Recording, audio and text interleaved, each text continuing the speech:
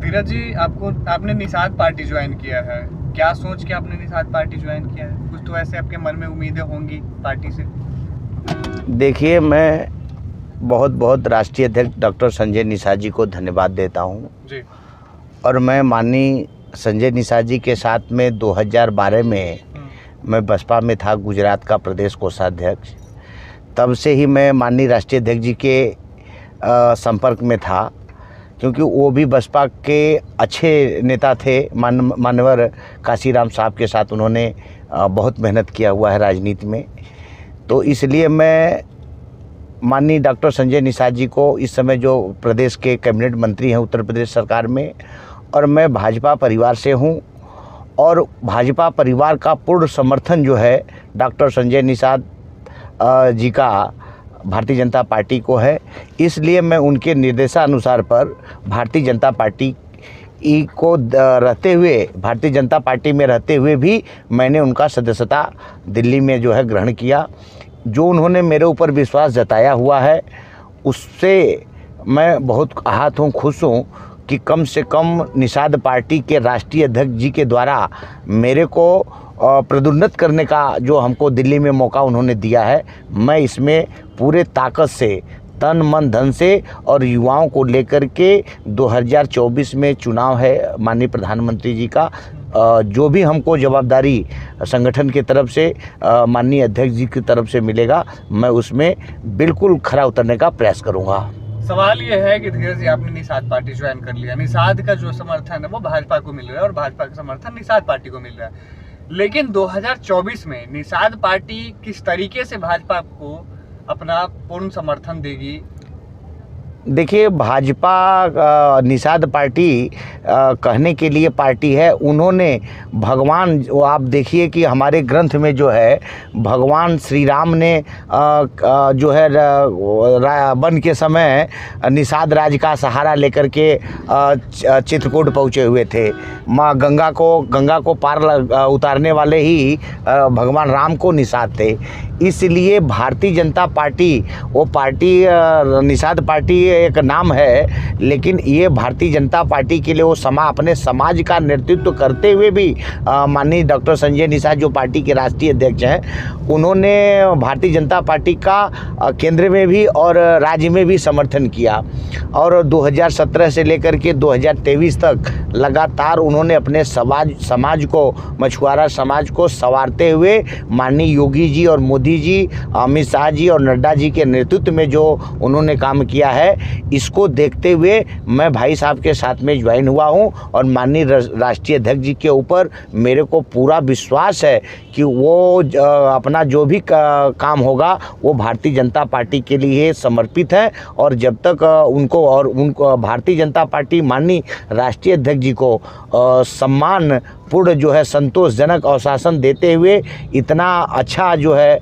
माननीय अध्यक्ष जी का काम है कि हम लोग भारतीय जनता पार्टी के लिए ही काम करेंगे अभी 2024 में भी और आगे। अगर लगातार कई जगह से मजबूत दिख रही है, इस पे आप क्या कहिएगा? इतनी बड़ी गठबंधन की पार्टी बनी है, कहीं ना कहीं एक मोदी को दबाने के लिए कई चेहरे आए हैं। देखिए, जो अभी ये बहुत अच्छा प्रश्न आपने किया कि आज उस लायक माननीय प्रधानमंत्री जी जो है वो विश्व के नेता बन चुके हैं। भारत के साथ साथ पूरे विश्व में उनकी लोकप्रियता छाई हुई है। इसलिए अभी गठबंधन की हालत तो आपने देखा कि माननीय नीतीश कुमार जी के नेतृत्व में और केजरीवाल जी, राहुल गांधी जी और सारे घटक दल, जो भी छोटे छोटे दल हैं, सब इकट्ठा होकर के बिहार में और 2 जगह मीटिंग किया। माननीय ममता बनर्जी जी थे। अभी मीटिंग करने के बाद में भी देखो कि उनकी दशा और दिशा दोनों मिल नहीं रही है। खुद में उनके संगठन में जो है मनमुटाव चल रहा है, तो भारतीय जनता पार्टी का या प्रधानमंत्री जी का क्या पीछा वो करेंगे?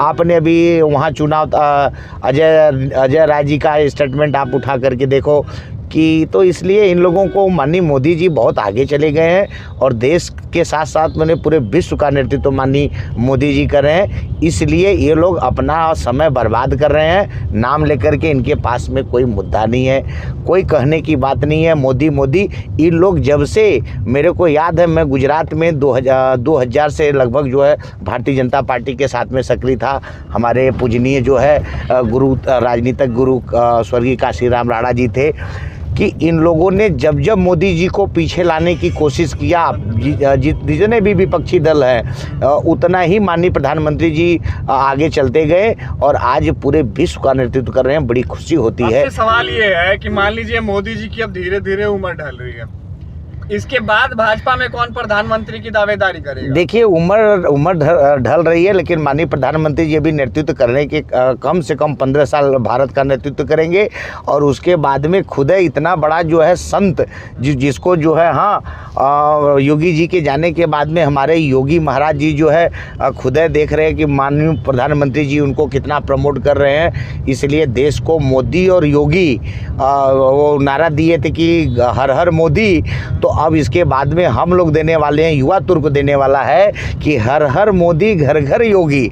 2024 में माननीय प्रधानमंत्री जी के नेतृत्व में जो चुनाव होगा उसकी लोकप्रियता माननीय योगी जी की अब घर घर में होने जा रही है। कोई भी समाज हो, सर्व समाज जो है इस समय माननीय योगी जी पुकार रहा है कि अगर हमारा देश का कोई नेतृत्व करने वाला व्यक्ति है तो प्रधानमंत्री परम आदरणीय नरेंद्र मोदी जी के बाद में योगी जी नजर आ रहे हैं। विपक्ष ये कह रहा है कि जुड़ेगा भारत और जीतेगा इंडिया, कैसा लॉजिक है आप बताइएगा? देखिए वो लोग कुछ भी कहें, अगर कोई लॉजिक तो हम युवा हैं, कोई लॉजिक इनका चलने वाला नहीं है।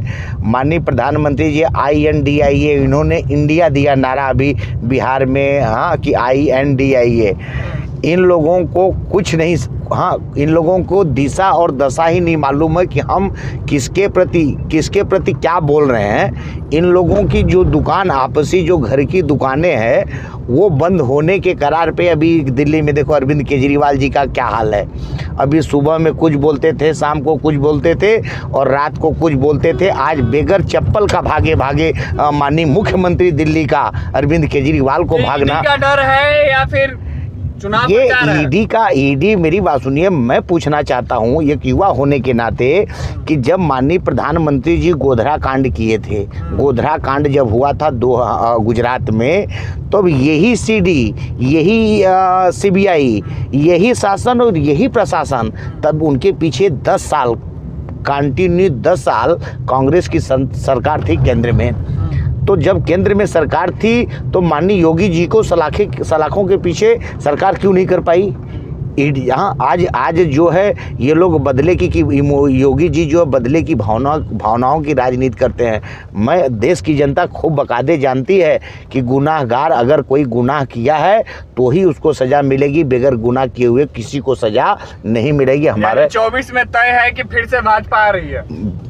2014-2019 को देखते हुए इस 2024 में जो आएगा वो बहुत ही शानदार परिणाम आएगा, ताकि विपक्ष की कई दुकान, विपक्ष वालों में जो छोटे छोटे अन्य दल हैं उनकी तो दुकान बंद होने के करार पे है कि 2024 में उनकी दुकान बंद हो जाएगी। ठीक।